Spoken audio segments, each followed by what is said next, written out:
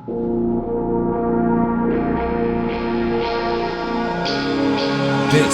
is Horror Podcast.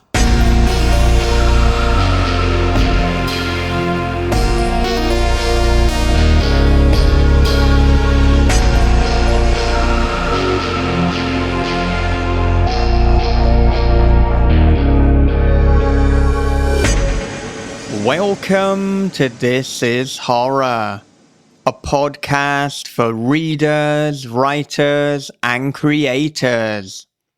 I'm Michael David Wilson, and every episode alongside my co-host Bob Pastorella, we chat with the world's best writers about writing, life lessons, creativity, and much more. Today on This is Horror, we'll be talking to Eric LaRocca. Eric is a two-time Bram Stoker Award finalist and Splatterpunk Award winner. He was named by Esquire as one of the writers shaping horror's next golden age, and praised by Locus as one of the strongest and most unique voices in contemporary horror fiction. His notable works include Things Have Gotten Worse Since We Last Spoke, Everything the Darkness Eats, The Trees Grew Because I Bled There, and You've Lost a Lot of Blood. His latest novel, At Dark I Become Loathsome, was published late last month by Blackstone Publishing. It's already been optioned for a film by The Walking Dead star Norman Reedus. And that book is primarily the reason why we decided to talk to Eric today. So what we're going to do is we'll take a quick advert break, and then we'll get on with the episode with Eric LaRocca. In 1867, the young Samantha Gray marries the infamous Captain Jakes, unleashing a series of brutal horrors in this epic splatter western from Death's Head Press. Mayhem Sam by J.D. Grace is a rip-roaring tall tale of revenge, drags a coffin full of gold across the hellscape of Reconstruction, Texas, and explodes at the top of a mountain. You better read this one with the lights on. From the host of This Is Horror Podcast comes a dark thriller of obsession, paranoia, and voyeurism. After relocating to a small coastal town, Brian discovers a hole that gazes into his neighbor's bedroom. Every night she dances and he peeps. Same song, same time, same wild and mesmerizing dance. But soon Brian suspects he's not the only one watching, and she's not the only one being watched. Their watching is The Wicker Man meets Body Double with a splash of Suspiria. They're Watching by Michael David Wilson and Bob Pastorella is available from thisishorror.co.uk, Amazon, and wherever good books are sold. Okay, with that said, here it is. It is Eric LaRocca on This Is Horror. Eric, welcome back to This Is Horror Podcast. Hi, thank you so much for having me. I'm so excited to talk to you guys again and chat about horror and being loathsome and transgressive horror, all that good stuff. Yeah, so it has been around a year since we last spoke. So I want to know, what have the biggest changes for you been in that time, and what were some of the highlights for you in 2024? Yeah, 2024 was a great year for me professionally. I saw the release of my novella collection, This Skin Was Once Mine and Other Disturbances from Titan Books, which I thought was very well received. And I think that's when we last talked about that book. Did we talk about that book? Yeah. We certainly did, yeah. I think it was one of the best short story collections of the past year. And, Thank you. Thank you. A lot of those stories are still resonating with me today, and I think about them a lot. So, yeah, it's a marvelous collection. Thank you. Yeah, so I was very honored that book came out. Looking back professionally, I was able to go to AuthorCon, which is an amazing convention in Virginia that's helmed by Brian Keene, who's an incredible horror author. And I was a guest of honor for that event. And I mean, probably the biggest thing that happened, well, two big things happened since we last talked. I hinted at it, I think, the last time we did an interview, but I was able to finally announce my deal with Norman Reedus and Blackstone. My book, At Dark I Become Loathsome, which is now coming out January 28th this month from Blackstone, more specifically from Norman's imprint at Blackstone called Big Bald Head. That was a huge, amazing amazing announcement that I was able to do this past year in 2024. Um, and the reception for that was so incredible from the horror community. Everyone really seemed like they were putting a lot of goodwill behind me and just rallying around me and celebrating my accomplishment. So that was an amazing moment for me. And then next, I announced my new deal with Saga Press, an imprint of Simon and Schuster. I'll be working with editor Tim O'Connell on a brand new horror novel that he commissioned for me, and that's called Wretch. Wretch. It's my first novel with only just one word in the title, so that's like character development. That's big, big moves for me. Um, So yeah, I'm really excited about that. That book is scheduled to come out within a couple years. I'm really looking forward to that. And yeah, I feel like 2024 was a great year professionally. A lot of things happening behind the scenes. Maybe not a lot of stuff in front of the camera yet that I'm not, just not able to talk about yet. But I feel like the stuff that I was able to announce and kind of clue my readers into was really special. And um, it was kind of, even though I had those big announcements, like it was a relatively quiet year somewhat, in that I only had one book that came out, which is The Skin Was Once Mine. I had another novel that was slated to come out in the fall of 2024, but we unfortunately had to like push that back a little bit just due to publishing scheduling conflicts. But that being said, I am really proud of the book I put out last year, and people seem to be really connecting with it. The people who need it are reading it, which is always so important. And I'm really looking forward to At Dark I Become Loathsome finally coming out. It's been a long time coming to announce the book and then to write it, to get it on the bookshelf, and it's just really exciting. So I'm really looking forward to it.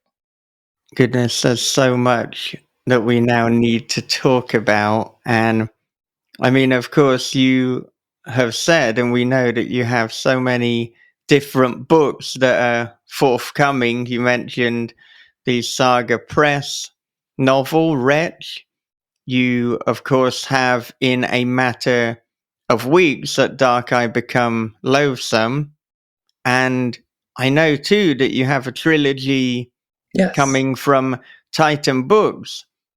I'm wondering, in terms of the scheduling and the publishing, is that something that you get involved in terms of saying when different things will come out? Is it a call that the publisher makes? Is it something your agent gets involved in?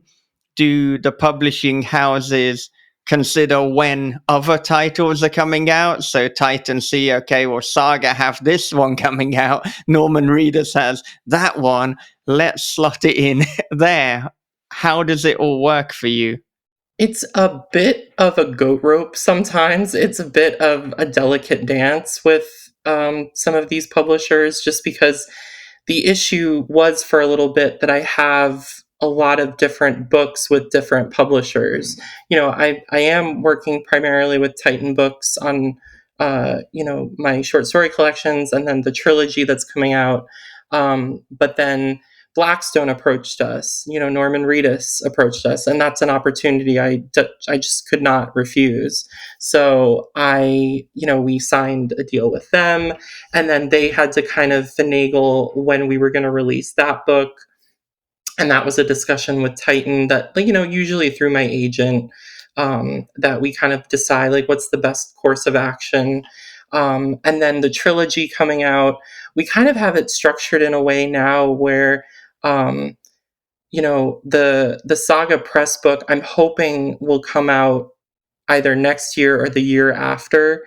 We're trying to slot it in between some of the trilogy that's coming out, the three books in that trilogy. For right now, it was going to be like the trilogy was just going to be back to back to back. But knowing how dark and depraved and unsettling the trilogy is in general, I really want to give more space to each book.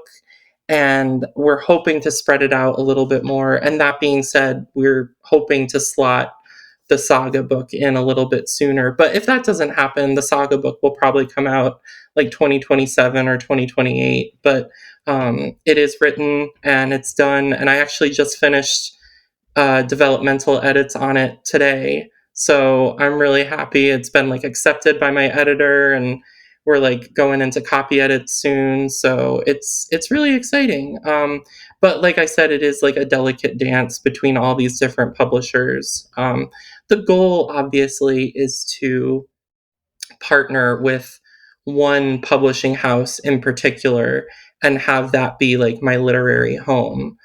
But I'm open to like I'm actually like really interested in adopting the Josh Mallerman method of like publishing the big literary horror novels with like the big five press, and then working with like the smaller independent presses for like chapbooks or novellas or little short story collections. I feel like Josh has really perfected the art of dabbling in both the traditional publishing space, like with the big five, like he's housed at Del Rey, but also works with like Earthling and like all these other publishing places that are like in the more independent circuit. So I really admire that. And I actually think about Josh quite a bit, like in his career and his longevity in general, how he's able to like publish so much. And when I talked to him last, I know that he has like all of these books slated to come out, but he has them like in his office, just like in drawers, like all of these books that have already been written. And it's kind of like I've kind of mimicked him in a lot of ways. Like I have all of these drafts of books like ready to go on my hard drive on my computer. And we're putting out Loathsome, obviously, at the end of this month in January, but then in September of this year, we're putting out the first book of the Burnt Sparrow trilogy, and I'm really looking forward to that. I think I'm really proud of that book, and in general, I think it's one of the best things I've ever written. We've had a really great early response from Paul Tremblay, which gives me like a lot of hope. So that being said, like I think about Josh a lot just in general and how he's able to kind of go back and forth between the traditional publishing model of like working with Del Rey and then working with the small little independent publishing houses. I feel like that's kind of the sweet spot that I want to fall into as well. Yeah, I think it's something that a lot of people seem to be dabbling with these days. And, it seemed, let's say, 10 years ago that very much going for a big publisher was the way that people wanted to go, what they were aspiring for. And then I feel, maybe 5 or so years ago, there was a great resurgence of self-publishing and independent publishing, and you saw people like Adam Neville and David Moody in the UK, who had previously been traditionally published, going more this kind of indie self-publishing route. But Mhm. now it seems to be the time of the hybrid, for want of better phrasing, where you've got people who they're doing a little bit independently or with a small press and a little bit with the big 4 or 5. I'm not sure how many it is right now, but the point is that they're then getting the benefits of both, and they're getting certainly the creative freedom and the chances that you're able to take when you're with a smaller publishing house. But to say that to you is somewhat ironic, because you seem to have creative freedom whoever you publish with, I which really do. I've reached a point, and I don't know if it's because of the success of books like Things Have Gotten Worse Since We Last Spoke and You've Lost a Lot of Blood and, the other books that I've published, but um, I've had kind of like carte blanche when I go to these publishing houses. Like, they're like, write us whatever you want to write, and we'll take a look at it. And they seem pretty game. Um, and then that with that in mind, I've really been amazed at how much creative control I've had with cover art, because I know that that's not the case with a lot of artists, a lot of authors who work with in the traditional publishing model.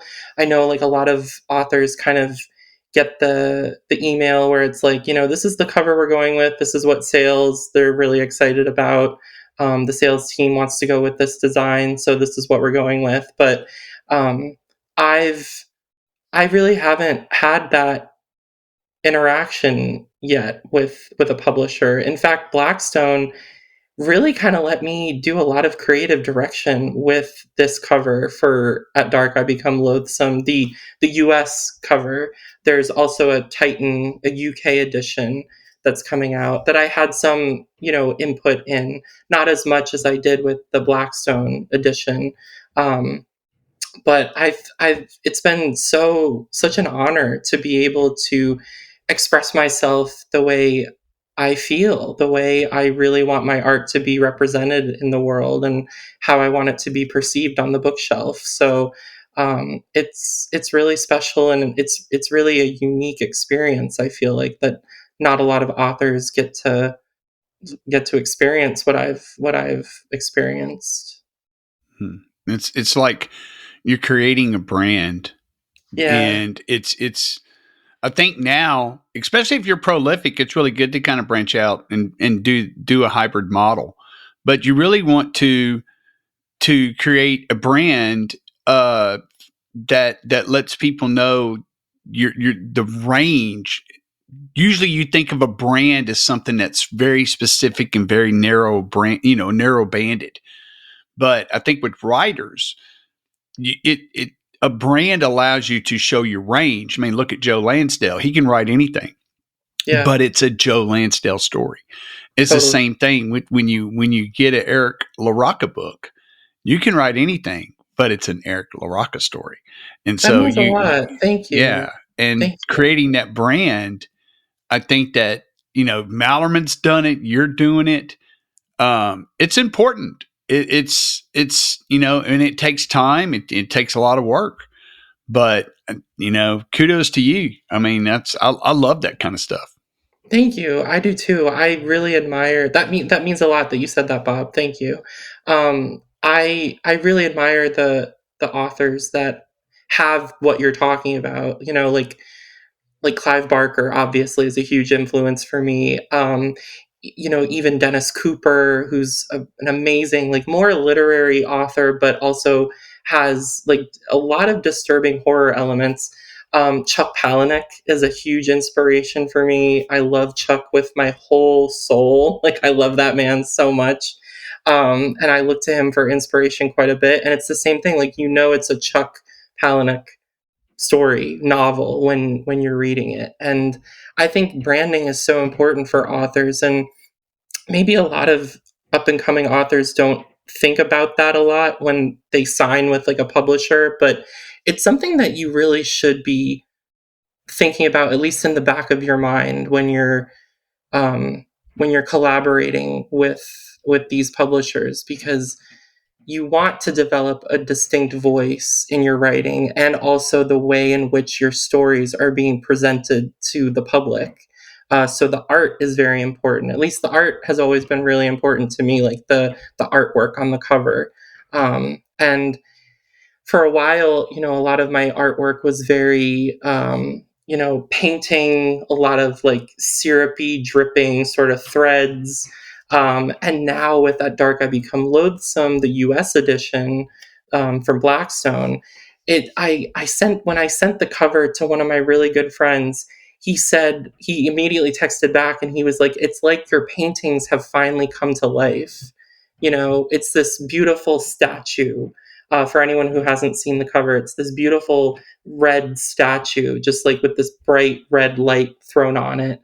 And the head is like missing the top half, and its mouth is kind of corroded away. And there's this like hand going into the mouth and another hand going into the top of the head. And um, it looks so surreal. It has that surreal quality that a lot of my covers had, but it's more lifelike and it's more visceral, I think. So it's important to have that brand, but it's also important to like surprise people with new things and be like, oh, I can also do this.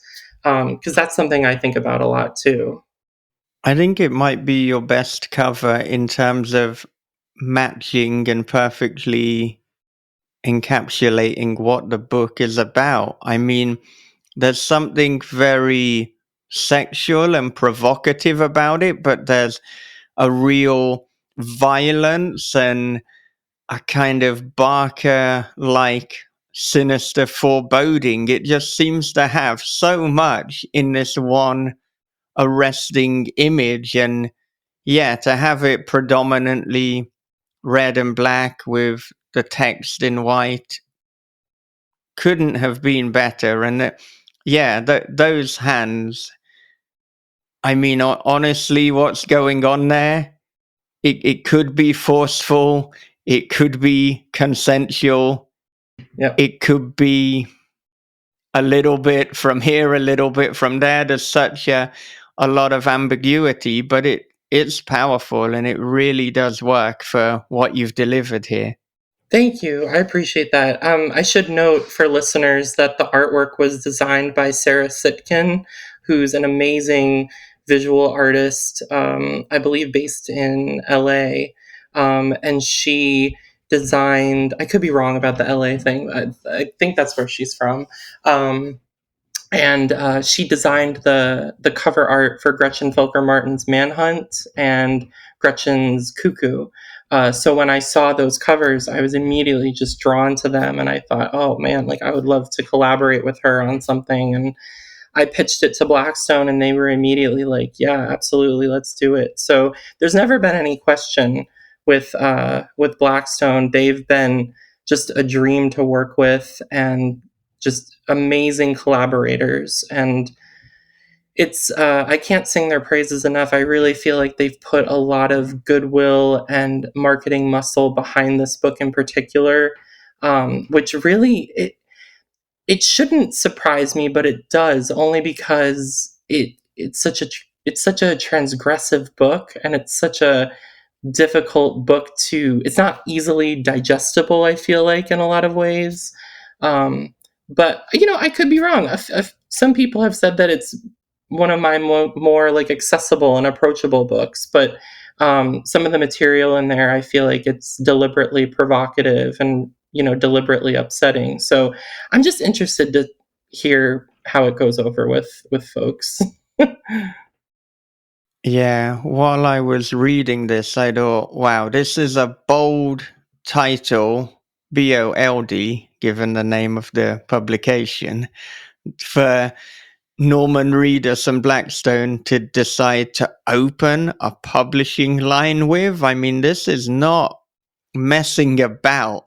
Yeah. This is, I don't know if I would say it's your most accessible book. For me, it was like, wow, there are you are not, goodness, how do we even put it, conforming to the norms.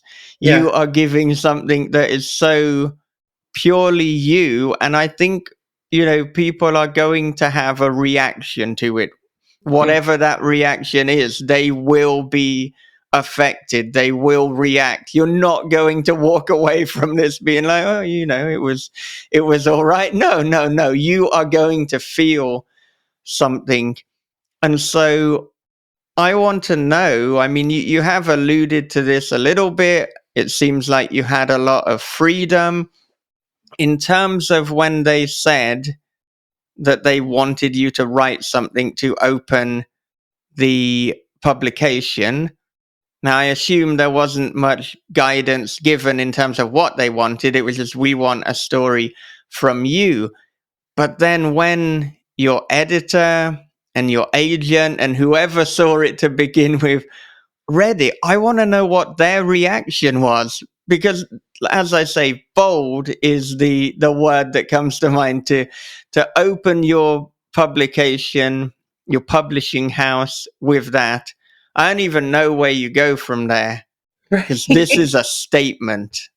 Thank you. Yeah, no, the reception for the book, like, within Blackstone has been really, really positive, and I know that they're 100% behind this title. When we pitched the book, so back up to like 2021, Things Have Gotten Worse Since We Last Spoke had just come out. It was going viral on TikTok and Instagram and YouTube. And I get an email one day from someone who says that he's Norman Reedus's agent. And I'm like, yeah, right. Okay, whatever. And I just send it to my manager, Brian, and I said, do you mind looking into this and just seeing what this guy's interested in? I sent him the email, and he was like, yeah, sure, like, I'll take care of it. So a couple days pass, and I just think to myself, like, oh, we're never going to hear back from him, like, because that's how kind of the industry is sometimes, and with like filmmaking and like that sort of crowd, like, you get ghosted quite a bit, and I've been ghosted like a lot with Hollywood. So it's kind of like, who knows what's going to happen. But Ryan eventually gets back in touch with me, and he's like, yeah, no, it's legit, like, Norman Reedus is a huge fan of your work and would love to open his imprint at Blackstone with one of your books. And I mean, it was such a surreal moment. It was so incredible to know that, like, a celebrity like Norman Reedus was not only a fan of my work, but wanted to collaborate with me and work with me on something. And he optioned the book before it was even written, which was such an amazing gesture of goodwill, it felt like. So we got the contracts all squared away, and that was relatively pretty easy. And then it came time to like pitching the book, and then eventually like writing the thing. And I had this idea for quite some time. In fact, um, I kind of allude to it a little bit in Things Have Gotten Worse Since We Last Spoke. One of the characters mentions to the other character how she's watching a television program about an organization in Asia that buries you alive for like a transformative rebirth experience. Like, that's in Things Have Gotten Worse Since We Last Spoke, because I had encountered this article about these live burials that were happening in different cultures that these organizations would hold in order to like purify you and give you this like transformative rebirth process. And it just completely fascinated me. So I referenced it in Things Have Gotten Worse Since We Last Spoke. And from there, I knew I wanted to incorporate it as like the main premise of a larger piece of work. And the concept came to me pretty organically once I had that background, and once I had that backdrop that I could like set the scene against. And from there, I knew I wanted it to be like a really depraved, disturbing character study where we follow the descent of one man who undergoes a significant amount of loss in a short period of time, And from there, it seemed like a really like a no-brainer thing to pitch Blackstone, because to me it was something that could be like a perfect vehicle for Norman in general. I see him. He's a remarkable actor, of course, but he has a brutality to him that's really fascinating. He's very very rugged, very violent in some ways, but he has like a beautiful tenderness and a sensitivity to his performances that are just so. It's why we watch him. It's why we're captivated every time he appears on screen. So I feel like he would be the perfect person to play the main protagonist of this book, Ashley. I feel like he would be the perfect choice for it. Whether he will or not, I'm not certain. He has optioned the book as a film, so that's really exciting. His production company has optioned it, rather. So that's wonderful. But from there, I took like a year or so and wrote the manuscript and then submitted it to Blackstone. And from there, once you have the manuscript accepted by Blackstone, it's kind of interesting how they do things over there. They pair you with an editor that is a freelance editor, not necessarily an employee of Blackstone, but rather an outside editor that they commission to work on the project with you. So you have an editor in house that kind of oversees the whole process. But you're collaborating with someone who's not necessarily a full-time employee of Blackstone. So I was paired with a brilliant woman named Melissa Ann Singer, who was the former senior editor of Tor. She worked there for many, many, many, many years, and had worked with incredible authors like Daniel Krauss, who the book is dedicated to, and she even worked with Robert Bloch, the author of Psycho. So she's like a legend. And she really brought the book to a whole new level. The first draft of the book was obviously pretty rough, like all first drafts are.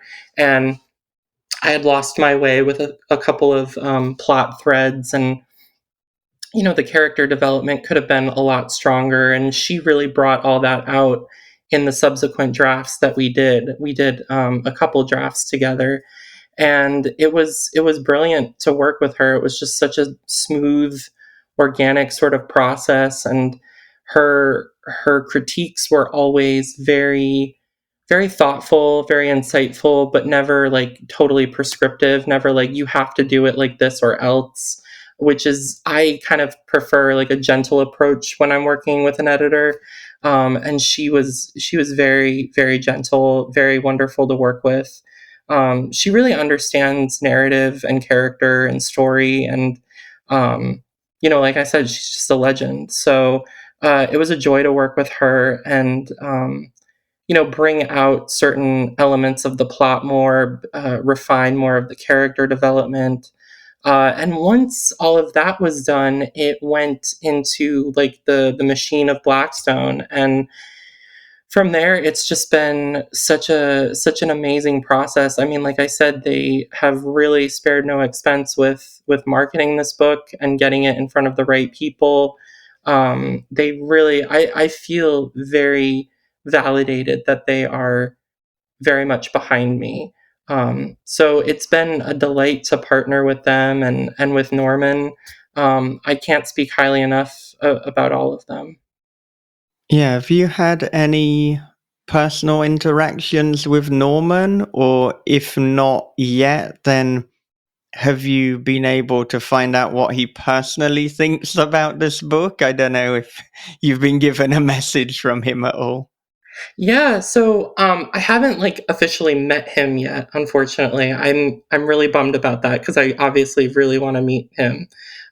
Just to thank him for this opportunity, and really you know um, just thank him for this incredible opportunity, this platform that he gave me. So I haven't met him, but I have heard that he is a huge fan of the cover art that we went with, loves the cover. Um, and we've kind of like interacted a little bit like on social media. Like he's retweeted my stuff. He follows me on Twitter and Instagram. And he's reposted my things like in his stories. He's liked my photos.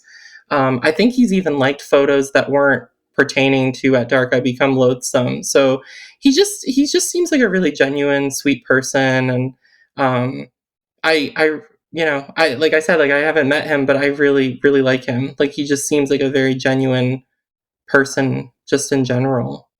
Yeah, and I can totally imagine him playing the protagonist, playing Ashley Lutin, if Yeah. this, well, hopefully when, given that it's been commissioned by his own company, when it Right. becomes a movie. I'm kind of conditioned to always say if, because I know how Yeah. fickle Hollywood and the movie world can be. So it's a strong if, given what's happened. But goodness, like I want to see this, and I imagine that it would be shot in a very kind of dark, almost old school way. Like, I don't think, this is not going to be a bright, modern cinema piece, or almost something of the techniques of John Carpenter, or perhaps like early David Lynch. I could really imagine doing justice to this in terms of the cinematography. Yeah, very Lynchian, I feel like, or even maybe like Lars von Trier. Like I'm a big fan of his work. I feel like he'd do like a really um, brutal job with this film. I also love the director of like Titan and Raw. I'm like obsessed with her, Julia Ducournau. And then the director of The Substance, Coralie Faragiat. I don't know how you pronounce the name, but they're both incredible directors. It would be just amazing to collaborate with any of them at some point. And I mean, you never know. Hollywood, like I said, it's very very fickle, very difficult to kind of predict where things go. You get ghosted. Um, Things maybe they're going one minute, they're not going the next. But um, the fact that I have Norman Reedus on my side, I feel a little bit protected. I feel like I've got ammunition behind me a little bit. Mm-hmm. The writing is very cinematic. The I was getting imagery that was very vivid, which is strange for a novel that is very introspective as well. But especially your exterior scenes, the abandoned areas, the just the whole aesthetic of that. It felt like it felt authentic. Um it was very, very vivid. Thank And you. I could see this, going into a movie that would be very dark, not obviously dark, but shot dark, Yeah, shot dim, um, and dare I say, even it would probably work really good in black and white, that'd be but amazing. we Yeah, wouldn't be able to see all the, yeah, all the gore. yeah, Could you imagine if it was shot in black and white, but there were also flashes of red? If you could somehow shoot it in black and white and red. That'd be amazing. Yeah. Mhm. Norman, if you're listening, do I that. was about to say that. Yeah, Yeah. Norman, help us out, Norman. Yeah, yeah, just slinging out there, black and white with slashes of red. Yeah, Yeah, you gave me an idea. I might yeah. have to give you like a cut of the royalties for the film. I mean, you're generous enough as it is, but please use that idea. Please pass it on, you Yeah, know? pass it on, definitely. Yeah, I definitely will. Yeah. Definitely will. Yeah. But I mean, you said about how much the marketing team has put into this. And I mean, that was certainly something I noticed when I was looking at the Goodreads. It's like, hang on a minute, this book is not even out yet. And when I looked yesterday, so this may now be old information. It had 211 ratings and 137 reviews. I mean, an author would be happy with that in the opening week. A lot Yeah. of people listening are like, the opening month. Maybe there's some people who are like, I'd just be happy with that, full stop. So I want to know, I mean, how has that happened? How have they got it to so many people? And not just got it to people, but these people are reviewing it, they're rating it, they're talking about it. I don't feel that I've seen so many reviews when a book is not even out yet. Yeah, it's pretty remarkable. Like I said, I can't quite fathom how they've put so much goodwill and effort behind this title when it's so dark and transgressive and not really like easily marketable. At least I don't think it's an easily marketable book. Maybe they feel differently. Obviously, they're doing things that I could never do just like on my own. I mean, they did so much in the beginning and throughout up until release. I mean, there's still like amazing news coming in like pretty much every day about this title, and reviews coming in from like the big trade outlets. Barnes and Noble picked it as one of the best books of January 2025, which is a big coup. I felt like that was a big win. And then today I got an email from like the president of Blackstone that the book is one of the best horror titles of Kobo books for January, which is awesome. So that's been incredible. There's going to be like a really great like deal in February for the ebook on a specific retailer site. We just haven't announced it yet. But yeah, it's insane and it's crazy. I'm just so honored that they have seen fit to put so much marketing muscle behind a book that is so gnarly and so like unabashedly queer and grotesque. It like restores my faith a lot in publishing in general, because it's like it seems like a book that they would kind of just release and see what happens and hopefully get word of mouth, but they're really putting a lot of effort into this title, and they've done so much for me and for my writing career. Like I owe a lot to them. Okay, this is probably not a question that you've had before, but talking about it being unabashedly queer, which it absolutely is, when I was reading it, I noticed that you were using the adjective for said, queerly said, quite a lot. And I thought, is this deliberate? Is this like a nod to the queer community, or are you just really fond of this adjective? I It's mean, not an probably, adjective, it's an adverb. I yeah. apologize to everyone. I mean, probably a little bit of both. I mean, I grew up reading so much horror, but a lot of it was very heterosexual, very heteronormative, and queer characters were just not a part of the focus whatsoever. If there were queer characters, they were coded. If there was any hint of sexuality, like different kinds of sexuality, it was very, very like masked. It wasn't like in your face. It wasn't flagrant. So that being said, I have always been really interested in just presenting unabashedly queer material and queer characters. I feel it's an honor to be able to write open or struggling with their sexuality queer characters like Ashley. I feel like it's just part of my DNA to write that, and I wouldn't know how to write really anything else. And I feel like people really resonate with that, or at least the people that are supposed to resonate with it do. It resonates with them. So it's really special, I feel like.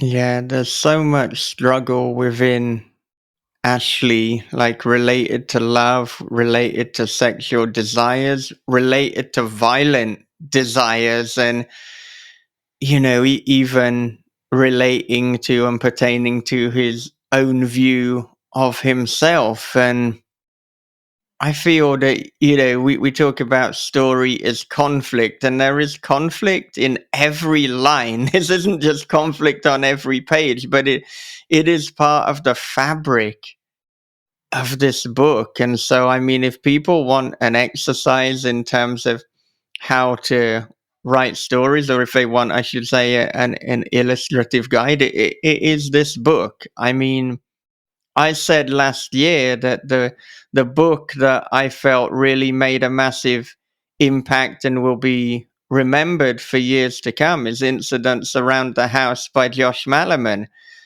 But when I read this book, and it seems ridiculous to be saying this on January the 11th, I was like, I think At Dark I Become Loathsome might be, it could be the book that changes things in 2025. I realize the absurdity of this statement to be like, what? He's trying to announce a book of the year 11 days in that he finished on the 2nd of January. But I mean, goodness, if this is a statement of what's to come in 2025, then as the cliche goes, we're eating good. Yeah. I love that. I love that. I'm honored and feel a bit of pressure from that, but I appreciate it. I feel like everyone there are so many incredible writers in horror that putting out such compelling work that is changing the landscape of horror fiction. And I feel like I don't know, I was looking at so many anticipated lists of 2025, and it feels like every single book in horror that's being listed, like it sounds like a banger. Like every single book, like you've got Clay McLeod Chapman's book that just came out. That's a banger. I read that early. Um, Chuck Wendig's upcoming book, The Staircase in the Woods, that sounds incredible. Rachel Harrison has a book coming out in the fall this year. Play Nice, that sounds amazing. I mean, there's so many iconic authors putting out such compelling material, and it's just an honor to be on the bookshelf alongside them. It's really special, I feel. You mentioned reading Clay's book, and I mean, you read a hell of a lot of books. You blurb a lot of books. So, just as a little side tangent, and then Bob will jump in. So, apologies for cutting you off there. But I want to know what does your reading look like in terms of where are you fitting that in with all the things that you're doing?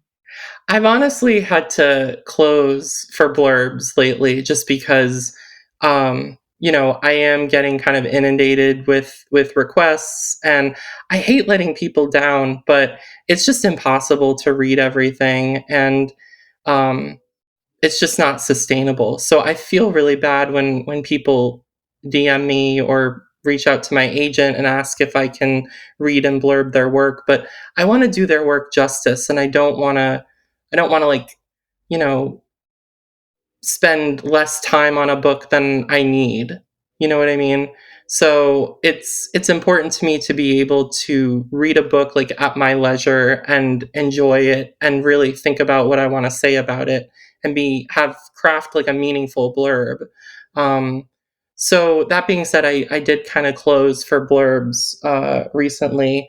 But as far as like how I fit it in, I'm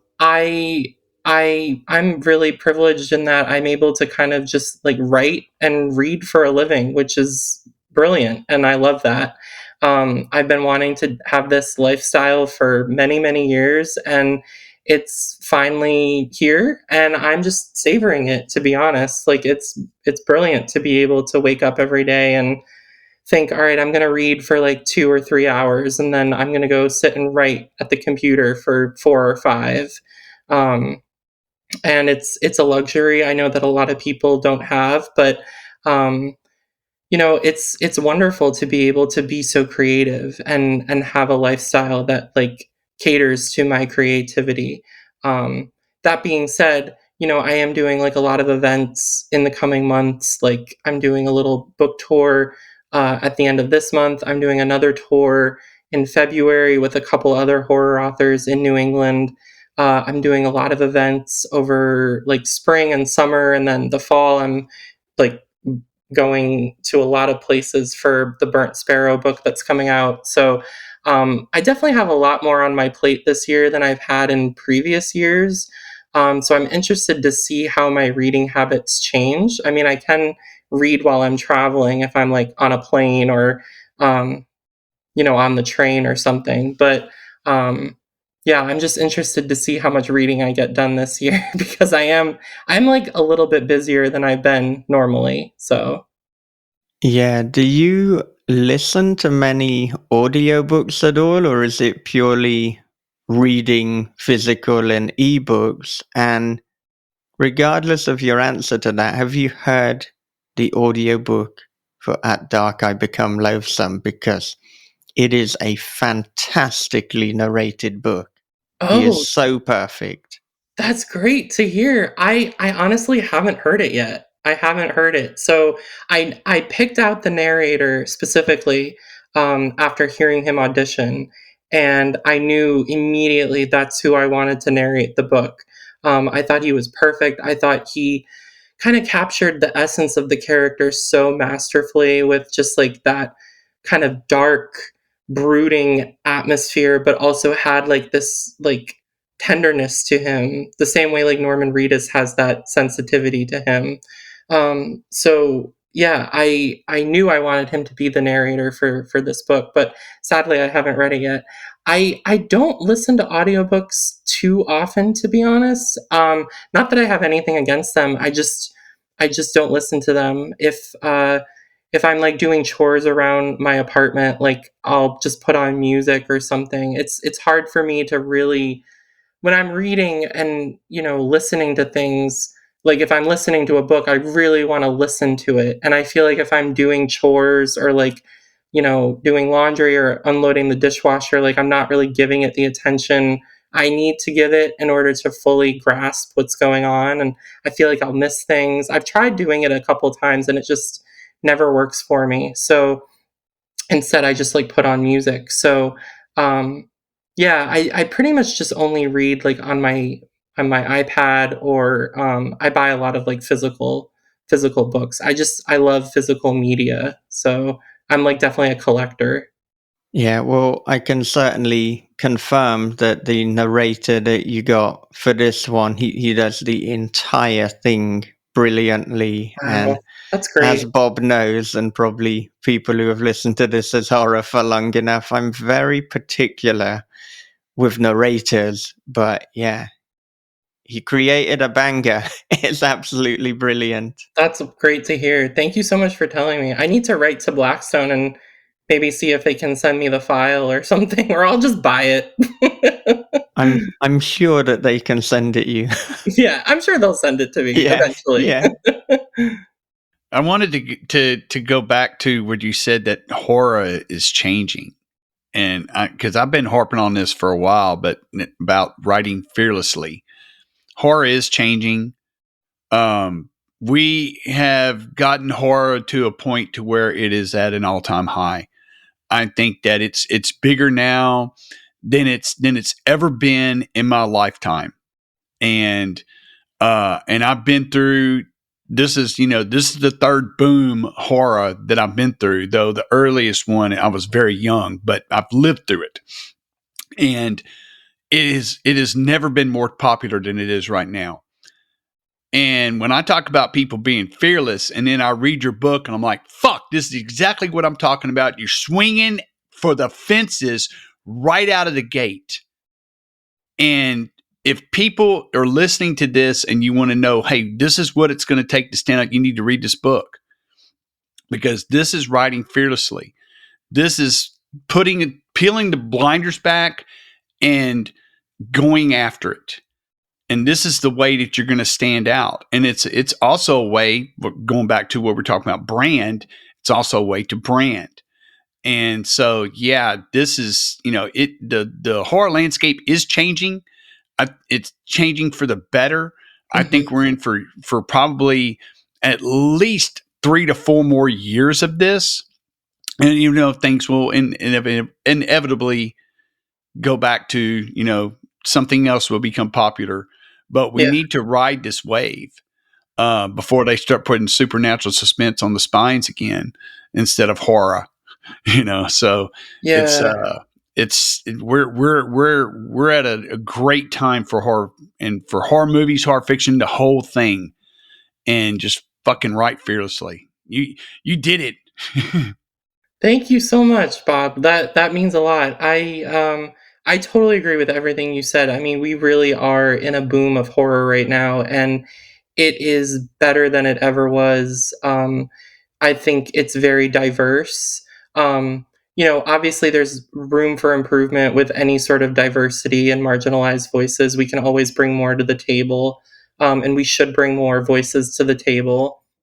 That being said, it's so much better than it was when I was growing up and reading horror fiction in like the early 2000s, early 2010s.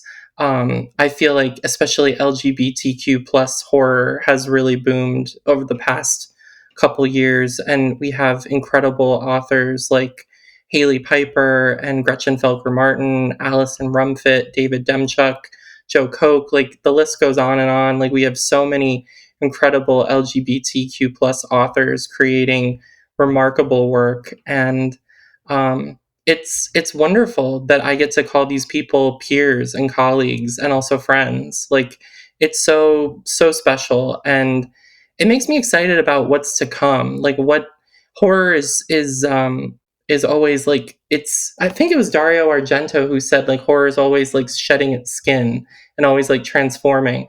So I'm always curious to know like what the next transformation is going to be. I'm always curious to know like how it's going to evolve and compel people to pick up new books by newer writers. I think that's really really amazing. Mm-hmm.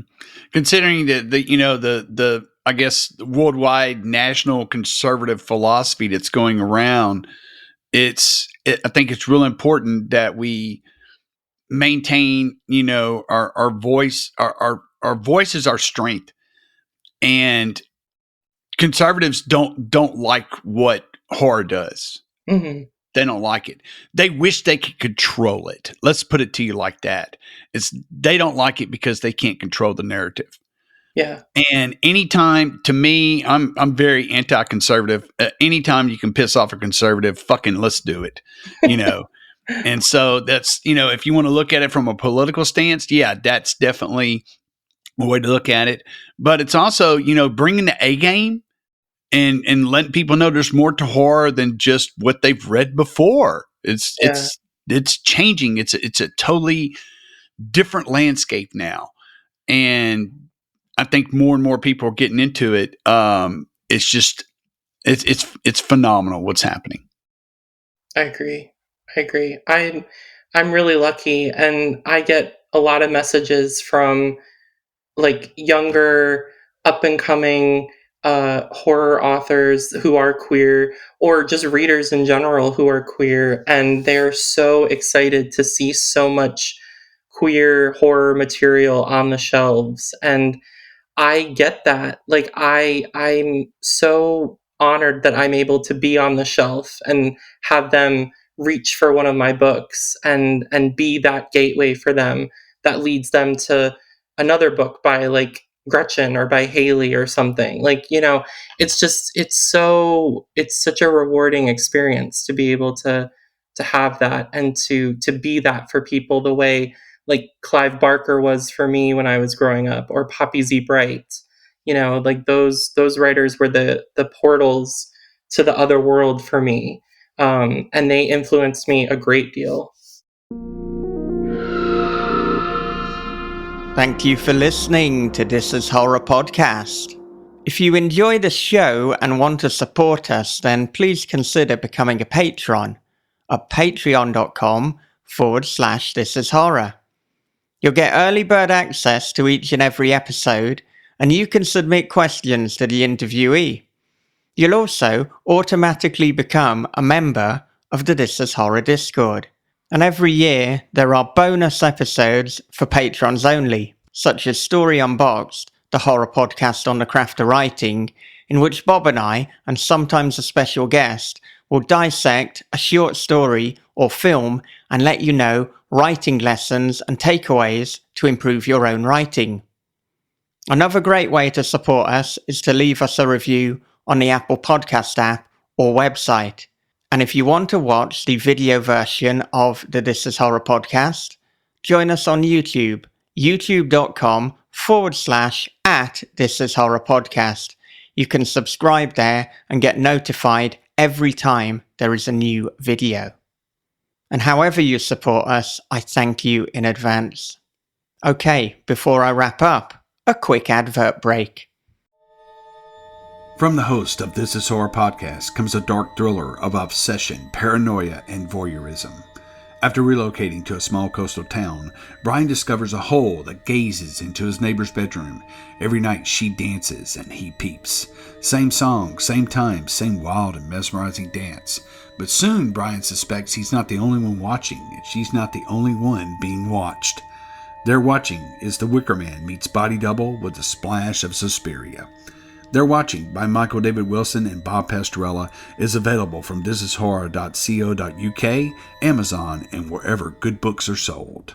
In 1867, the young Samantha Gray marries the infamous Captain Jakes, unleashing a series of brutal horrors in this epic splatter western from Death's Head Press.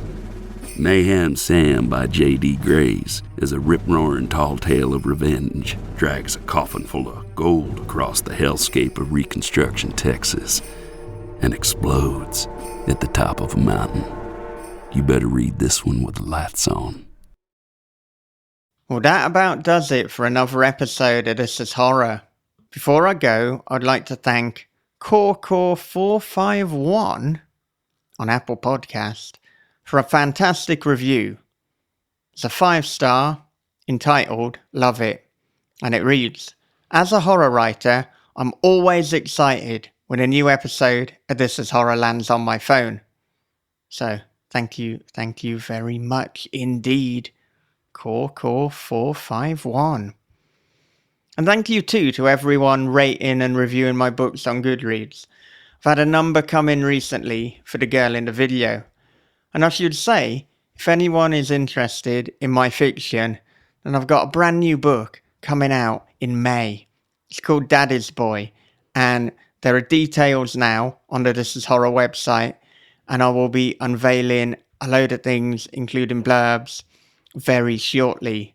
So if you're interested in Daddy's Boy, check out the This Is Horror website, and check out my own website, michaeldavidwilson.co.uk, and indeed my Patreon, patreon.com/Michael David Wilson. But that is it for another episode of This Is Horror. We'll be back next time chatting with Eric LaRocca for the second and final part of this conversation. But until then, take care of yourselves, be good to one another, read horror, keep on writing, and have a great day.